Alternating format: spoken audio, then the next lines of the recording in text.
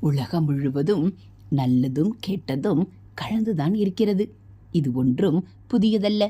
உலகம் தோன்றிய காலத்தில் இருந்து இப்படித்தான் இருக்கிறது. நாம் வாழும் இந்த பூலோகத்தை மிச்ரலோகம் என்றுதான் குறிப்பிடுவர். அப்படியென்றால் கலப்பு உலகம் என்று பொருள். நல்லதும் கெட்டதும் கலந்ததே இந்த கலவை. நல்லதை விட கெட்டது அதிகமாகிவிட்டால் நாம் கெட்டதிலேயே அழுந்தி விடுவோம். அப்போது நம் லட்சியமான குறிக்கோளை அடைய முடியாமல் போய்விடும்.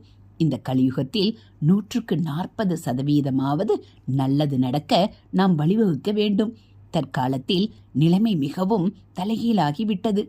நல்லதை கெட்டது அமுக்கி தலையோங்கி நிற்கிறது. எந்த காலத்திற்கும் நல்லதற்கு நிச்சயமாக இடமுண்டு. தீமையின் பிடியிலிருந்து நல்லதை காப்பாற்ற வேண்டிய பொறுப்பு நம் எல்லோருக்கும் இருக்கிறது. இது மகா பெரியவா அருள்வாக்கு.